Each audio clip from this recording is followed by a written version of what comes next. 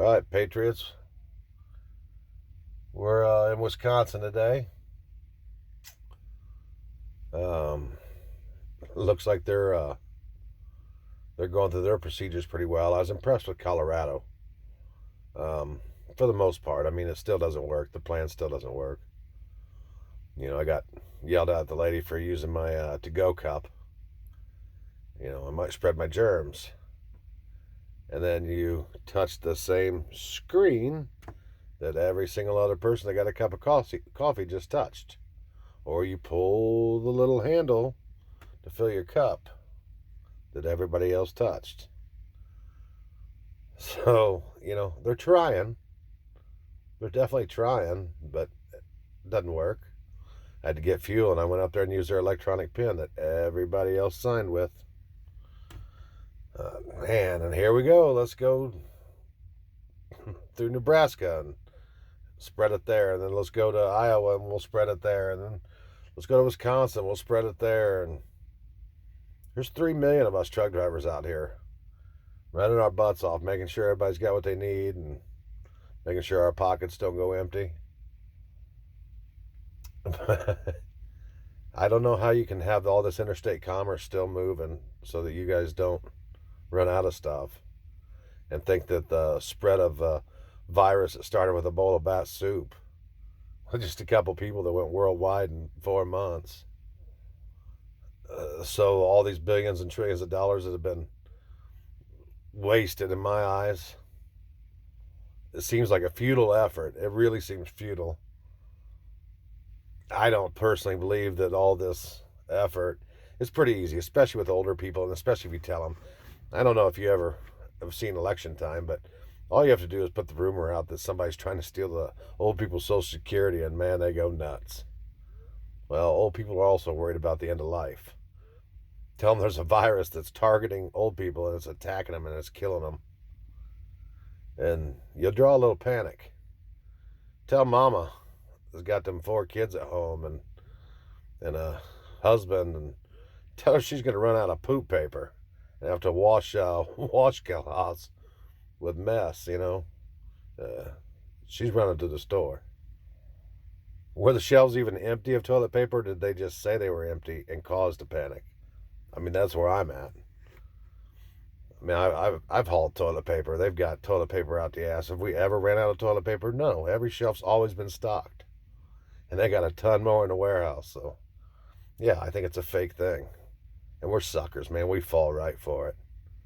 We fall right for it. All they have to do is put it out on the media. A little rumor. There they go. I watched them about the gun grabs today. They're all lining up for guns. And man, I don't blame them. Uh, the, I mean, I live in Las Vegas, and we've got a lot of homeless people, and I'd say 90% of them are intentionally homeless. They have no. You put them in a shelter, they don't want to be there. They want to be free. They live a different lifestyle than we live, and we don't understand it. But you try to put them inside and tell them, oh, here, this is where you live. No, no, I'll be out there. But they really depended on all those tourists passing through for their income, for their drugs, for their money, for their food, whatever it is they were out for. They depended on that traffic. That traffic doesn't exist anymore. So you've just cut off their supply line completely. So I don't know. I can understand it. There's been reports of people knocking on doors and saying, hello, we're from the census, and next thing you know, you're robbed at gunpoint.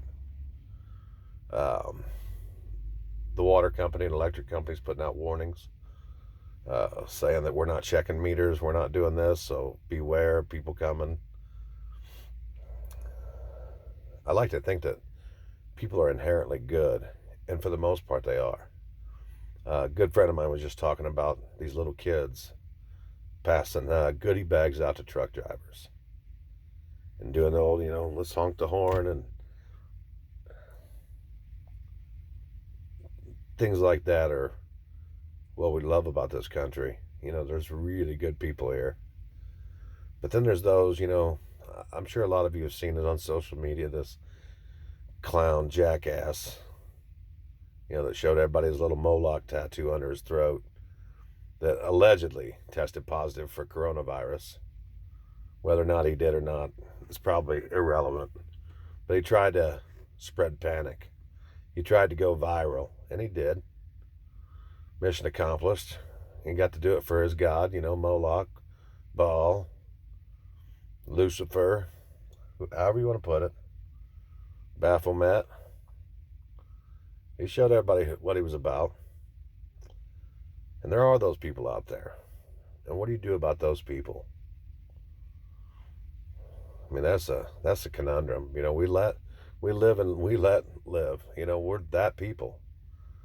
We're not really into, I don't want to change your life. I don't want to make you do this or make you do that. But when you're faced with a threat, whether it be from your government, or for some jackass in the Walmart spreading his germs, or from a virus, just the virus and all, when you're under threat, panic and fear, they're extreme motivators. And not everybody does well under that. Our military's trained to work under pressure. Truckers, for the most part, that's what we do, is work under pressure. Sometimes it's not so bad, but you won't find one of us out here that doesn't put ourselves in a sticky situation on a daily basis.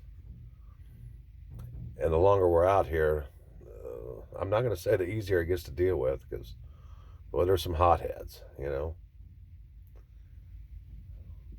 But not everybody lives in panic situation, suburbia, go to the office, talk about what this lady did or this customer did or what their kid did, and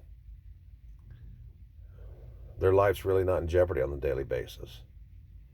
Now it's starting to feel real for some people. And that makes me a lot more nervous than this virus does. What makes me most nervous is the fact that I know how good people are in this country, how thoughtful, generous, caring. And there's nothing more than one of those little rat-ass Baal worshippers, those little Moloch bastards. There's nothing more they would like to see than a good person falling out of grace. And I guess that's my message for this video.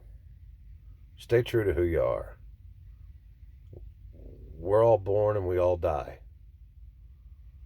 And how you face that moment is your choice. If you are put in a situation to where, things aren't what you want it to be, by all means do everything you have to do to defend yourself. But don't stoop to the level of these rat bastards, man, these sick people. Don't go take what's not yours just because you want it.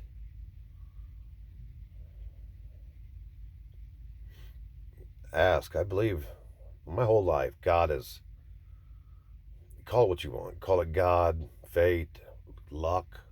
Doesn't matter. No matter what, everything's always been okay. And no matter how dire times they feel right now, you got to believe that things are going to be okay. They will work out. If you lose that faith now, God doesn't give us faith for the good times. He gives us faith for the bad.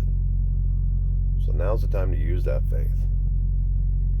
And just don't stoop to that level. Don't let me see videos of people that I love and care about acting a fool out there loading up the whole store. I saw that today too. Some woman and some man bought the whole store's worth of toilet paper. And the man was so embarrassed he was hiding from the camera, and the woman was, it's all about her. Don't be that people, man. You may have the courage to face your neighbors and be like, screw you, it's all about me. I'm a capitalist, whatever you want to call yourself. You may be able to justify it in your eyes. But that day you go before the Lord and have to atone for your sins, is that really the one you want to look at? That's going to be the deciding factor? he was doing pretty good, Karen, until he bought up all the shit paper. Come on now. Don't go out like that, please. And damn sure don't go out on your knees. Face this thing head on. Be brave. Have faith.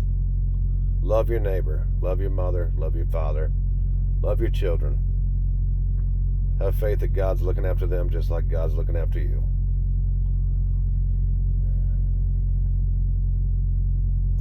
Alright, I'm going to leave it at that.